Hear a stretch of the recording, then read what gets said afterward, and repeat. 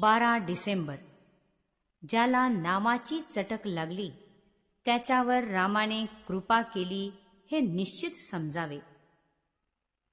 गृहस्थाश्रमी माणसाने असा नियम ठेवावा की जो कोणी काही मागण्यास येईल त्याला नाही म्हणू नये. आपल्याजवळ जे असेल त्यामधील थोडे तरी त्याला द्यावे.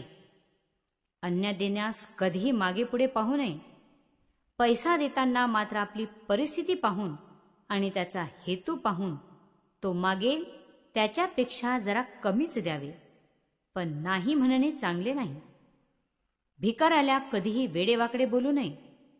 आपली नोकरी ही एक प्रकारची भीकच आहे.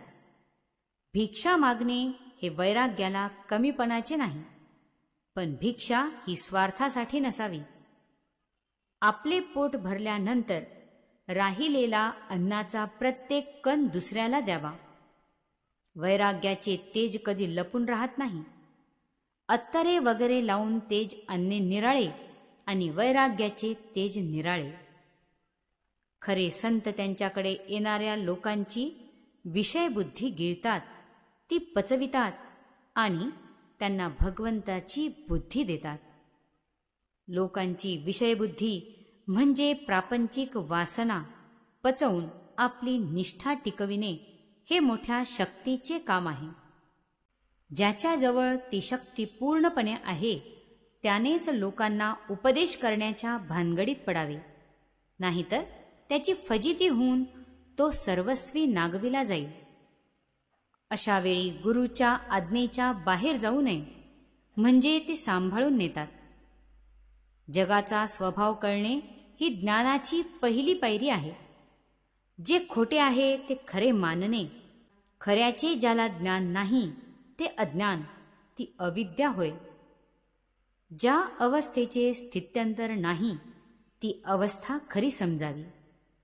जो आपल्या वृत्ती आवरतो तो खरा बळकट होय. खरोखर मनुष्याची पारमार्थिक योग्यता काय आहे हे साध्या माणसाला कळणे शक्य नसते. साधूंनाच माणसाचे अंतरंग समजते. म्हणून तशी दृष्टी आल्याशिवाय आपण कोणालाही नावे ठेवू नयेत. अंतकाळी मनुष्य मनाच्या कशा अवस्थेत जातो यावरून त्याच्या पारमार्थिक अवस्थेची कल्पना येऊ शकते. योगाने जे साधते ते नामाने साधते यात संशय नाही. साधा मनुष्य सुद्धा नामाच्या योगाने मोठ्या योग्यतेला चढतो. अर्थात ते कळण्यास आपण स्वतः नामामध्ये मुरले पाहिजे. नामामध्ये फार सामर्थ्य आहे. कोणी त्याचा अनुभव घेऊन पाहत नाही त्याला काय करावे.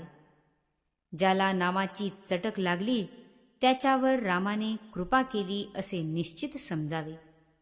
परंतु नामाची चटक लागल्यास सतत नाम घेणे हाच उपाय आहे. तसे पाहिले तर प्रपंची माणसे अत्यंत स्वार्थी असल्याचे आपल्याला दिसून येते. त्यांचा स्वार्थ यत्किंचित न बिघडता त्यांना परमार्थ पाहिजे असतो. हे कसे शक्य आहे? अत्यंत निस्वार्थी बनणे याचेच नाव परमार्थ. तो साधण्यास थोडा तरी स्वार्थ सोडावयास आपण तयार व्हावे. साधू संतांच्याकडे जाऊन हेच शिकावयाचे असते. प्रपंचावर सर्वस्वी पाणी सोडा असे कोणीच सांगत नाही, आणि असे सांगितले तरी कोणी ऐकत नाही.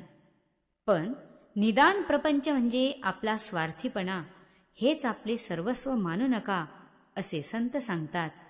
ते काही गैर नाही. स्वार्थ कमी होण्यास वासना कमी झाली पाहिजे. वासना कमी होण्यास भगवंताची कास धरली पाहिजे. भगवंताची कास धरण्यासाठी त्याचे अनुसंधान ठेवले पाहिजे, आणि त्याचे अनुसंधान टिकविण्यास त्याचे नाम घेतले पाहिजे. म्हणून तुम्ही नाम घेत जावे. ज्याला नामाचे प्रेम लागले त्याला भगवंताचे दर्शन घडले. श्रीराम जय राम जय जय राम. आजचा सुविचार. सर्व करता राम हे बानले चित्ती, मग दुःखाची नाही संगती. राम ज्याने सखा केला त्याला कोणत्याही काळात नाही धोका. जय श्रीराम.